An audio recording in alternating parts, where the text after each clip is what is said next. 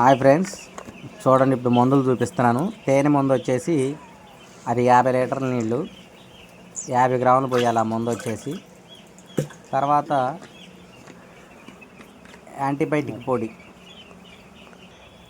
అది వచ్చేసి 5 స్పూన్లు.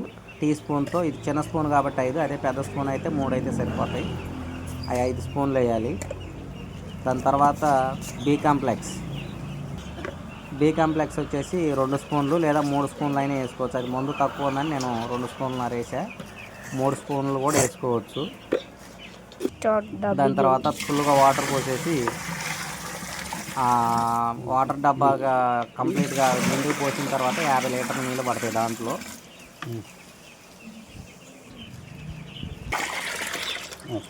నిండుగా పోసుకొని ముందంతా కలిసిన తర్వాత డబ్బా క్లీన్ చేసి దానికి మూత అలా పెట్టేసి అలా తిప్పి అలా పెట్టేస్తే ఆ నీళ్ళు అనేవి తాగుతాయి అన్నమాట.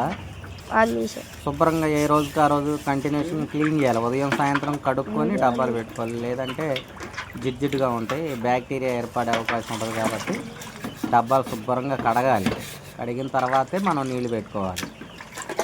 బేషన్తో నీళ్ళు పెట్టుకొని, మేము బేషన్ అన్నాం మాకు వెళ్ళి, అందుకని బేషన్తో నీళ్ళు పెట్టుకొని ముంచుకొని జాగ్రత్తగా నీళ్ళు పోకుండా మనం బెసికితే నీళ్ళు కింద పోతాయి, మూత ఊడిపోద్ది. అది పెట్టుకొని అక్కడికి వెళ్ళిన తర్వాత తిప్పి పెడితే సరిపోద్ది. మొత్తం నీళ్ళు పెట్టేశాను అన్నిటికీ. కోడి పిల్లలు అయితే ఎలా ఉన్నాయి. ఈ షెడ్ ఈరోజు పెంచా అనమాట. ఇవాళకి 5 రోజులు, 5వ రోజు 6వ రోజు పెంచుకోవచ్చు. షెడ్ కొంచెం ఇరుకిరుకు అవుతుంది, ఎందుకంటే ఫస్ట్ రోజు వచ్చినప్పుడు 40 గ్రాములే ఉంటుంది. పిల్ల ఓట అవుతుంది కదా. 5 రోజులు 4 రోజుల్లో పిల్ల పెరుగుతూ ఉంటుంది. ఏ రోజు డే బై డే మనకి గ్రోత్ అనేది కనబడుతూ ఉంటుంది. పిల్ల చిన్న చిన్నగా రెక్కలు వచ్చి అలా ఉంటాయి. కాబట్టి షెడ్ కూడా పెంచా అనమాట ఈరోజు. తర్వాత 8వ రోజు పెద్ద ఫీటర్లో పెద్ద టింకర్లు తగిలిస్తాను. ఓకే ఫ్రెండ్స్, వీడియో నచ్చితే లైక్ చేసి షేర్ చేసి సబ్స్క్రైబ్ చేయండి. జస్ట్ మీ సపోర్ట్గా నాకు కంపల్సరీగా లైక్ కొట్టండి. Bye friends.